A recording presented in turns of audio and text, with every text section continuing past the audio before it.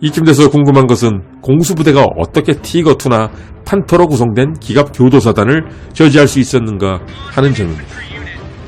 미군은 단순히 공수사단만으로 티거2와 판터 전차를 저지한 것이 아니었습니다.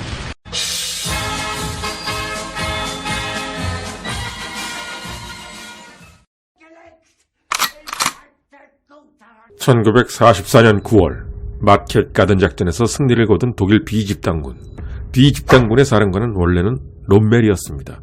그러나 이 무렵 B집단군 사령관은 발터 모델 원수. 연합군의 마켓 가든 작전 실패로 서부전선에서의 독일 방어선은 안정화가 되었으며 연합군의 진격도 예정보다 늦어지게 됩니다. 이어 벌어진 서부전선의 주요 전투였던 휘트르겐 숲 전투.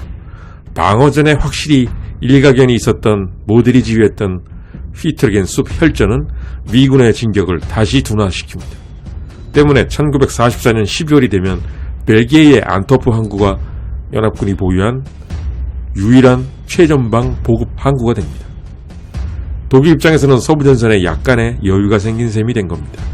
그러자 히틀러는 아르덴 숲을 전격적으로 돌파한 후 벨기에의 안토프 항구를 점령한다면 보급항을 잃어버린 연합군이 완전히 주저앉게 될 것이라는 판단을 합니다. 더 나아가 서부전선에서 연합군과 평화협정까지도 체결할 수 있다고 생각했던 히틀러.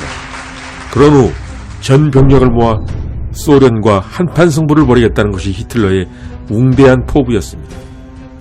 마침내 시작된 발지 대전투의 경과를 깔끔하게 정리하기 위해 먼저 발지 대전투 독일 전투서열을 살펴보겠습니다. 주공인 6장갑군은 디트리 상급 대장이 지휘, 보조 공격을 맡은 제5 장갑군은 하소 폰 만토이펠이 지휘.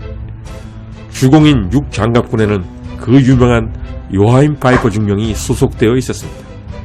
그야말로 얼굴도 잘생기데다가 전쟁 기계 같은 인물 요하임 파이퍼.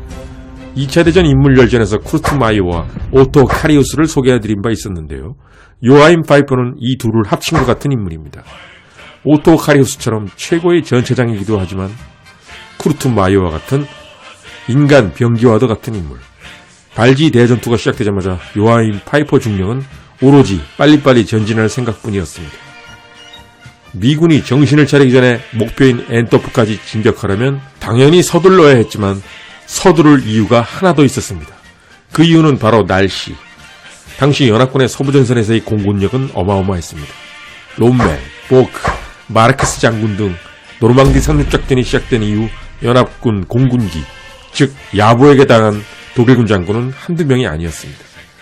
낮에는 다니지도 못할 정도로 프랑스 전역을 누비며 때려대는 연합군의 가공할 공군력 때문에 독일이 받은 피해는 엄청났습니다. 오죽하면 히틀러 옹호한 자였던 클룩의 원수조차 연합군 공군력 체험 후에는 롬멜 옹호론자가 되었겠습니까? 아르덴 대공세, 즉 발지 전투는 연합군 항공기가 뜰 수 없었던 구름이 끼고 눈이 내리는 날씨를 이용해서 진격하기로 되어 있었던 것입니다. 즉 날이 개면 독일 기갑부대는 감히 기동조차도 불가능할 것이 뻔했습니다. 그런데 독일은 아르덴 대공세를 시작하고 나서야 깨닫게 됩니다. 4년 전 프랑스 침공을 위해 아르덴을 통과했을 때와는 너무도 다르다는 것을. 우선 길이 너무 좁았고 4년 전 탱크보다 지금의 독일 전차는 너무나 크고 무거웠습니다. 또한 미군은 프랑스군과는 달랐습니다. 미군은 악착같이 저항하다 후퇴했고 미 공병대는 후퇴하면서도 악착같이 다리를 끊어놨던 겁니다. 때문에 파이퍼의 부대는 계속해서 정체 상태가 벌어졌고 마음처럼 빨리 진격할 수가 없었습니다. 요하임 파이퍼는 독일 제3 팔슈름 야거가 미리 점령했어야 할 지점이 아직도 미군의 수중에 있어 자신의 진격이 올스톱되자 팔슈름 야거의 지휘관인 팔슈름 야거 대령을 찾아가 힐난합니다. 대체 진격을 하지 않고 왜 꾸물꾸물대는 거요? 전방에 미군의 숫자가 하도 많아서 늦어지고 있습니다. 28살 먹은 중령이 대령을 야단치는 상황. 그렇다면 우리 전차들이 앞장서겠소. 우리가 모두 처리할 테니 이제부터 당신 부대는 우리와 합류하시오. 알겠소? 중령인 파이퍼는 멋대로 대령의 부대를 자기 부대에 편입시키고 다시 전진합니다. 또 대전차 지뢰가 가로막고 있자 시간이 없다며 그냥 탱크를 앞으로 몰아넣어 결국 5대의 전차가 파괴되고 맙니다. 이토록 광신적으로 진격하는 요하임 파이퍼. 그러나 파이퍼의 전투단은 전진하면 할수록 고립되게 됩니다. 그 이유는 파이퍼 전투단 단 한 부대를 빼고는 B-3 6장갑군 중 어떤 부대도 진격을 못하고 주저앉아버렸기 때문이었습니다. 파이퍼의 부대를 빼고는 모두 미군의 방어에 막히거나 좁은 길로 인한 교통체증으로 어려움을 겪었던 것입니다.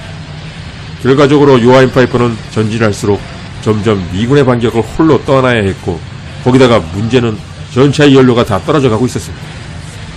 이런 요하임 파이퍼의 나홀로 고군분투 속에서 파이퍼 전투단은 포로로 잡은 미군에 대한 전쟁 범죄를 저지르게 됩니다. 줄곧 동부전선에서 싸웠던 파이퍼의 부대원들은 늘상 동부전선에서 하던 짓을 포로로 잡힌 미군에게도 했던 것인데, 이것이 나중에 크게 이슈화가 되어 요하임 파이퍼는 전후에 처벌을 피할 수 없게 됩니다. 마침내 공세 시작 9일이 지난 12월 23일, 말끔하게 갠 하늘이 드러나자 아침부터 하늘을 가득 메운 연합군 야보들의 맹폭격이 시작됩니다. 가장 앞장서서 전진하고 있었던 요하임 파이퍼 전투단에는 그 어떤 미군의 전차도 상대하기 어려웠던 티거2가 있었으나 하나씩 불덩어리로 변해갑니다. 거기다가 전차 연료도 바닥난 상황. 아무리 열정이 화신 파이퍼라고 해도 어쩔 수 없었습니다. 마침내 파이퍼는 부하들에게 각자 알아서 퇴각하라고 외치며 전차를 버리고 도망을 치게 됩니다. 이렇게 가장 북쪽에서 공세를 펼친 6장갑군의 공세는 실패로 끝나게 됩니다. 반면 남쪽에서 전진하던 핫소폰 만토이펠의 5기갑군의 진격은 꽤 성공적이었습니다. 만토이펠은 3개 기갑사단과 4개의 보병사단을 지휘했는데 벌지 전투에 참가한 독일군 부대 중 가장 목표에 근접한 부대가 되었습니다. 그러나 만토이펠도 바스토누 점령에 어려움을 겪게 됩니다. 교통의 요지인 바스토누를 점령해야 다음 목표로 순조롭게 갈 수 있었던 독일 제5장갑군, 그리고 바스토누를 구하기 위해 달려오고 있는 패튼의 3군 예하 4기갑사단. 이 둘 중에서 더 빠른 쪽이 이기는 거였습니다. 101 공수사단이 지키고 있던 바스토누를 완전 포위한 기갑부대 위주의 독일군. 바로 들이쳤다면 아마 바스토누를 조기에 점령했겠지만 5장갑군 예하 기갑교도사단의 바에를라인은 웬일인지 바로 공격을 망설였고, 준비를 갖춘 미 101 공수사단은 끝까지 기갑교도사단의 파상 공세를 막아냅니다. 이쯤 돼서 궁금한 것은 공수부대가 어떻게 티거2나 판터로 구성된 기갑교도사단을 저지할 수 있었는가 하는 점입니다. 미군은 단순히 공수사단만으로 티거2와 판터 전차를 저지한 것이 아니었습니다. 바로 포병과 대전차팀 그리고 공수부대의 3조합으로 저지를 해낸 것입니다. 이것은 중요한 시사점을 줍니다. 바로 포병과 보병, 안티탱크팀의 유기적인 조합은 강력한 독일 기갑부대도 뚫지 못할 넘사벽 방어력을 갖출 수 있다는 점이었습니다. 조지 패튼이 지휘하는 미 육군 3군 예하 4기갑사단. 4기갑사단은 바스턴으로 가는 길을 막아서는 독일군을 해치고 연락에 줄다름치는 중이었습니다.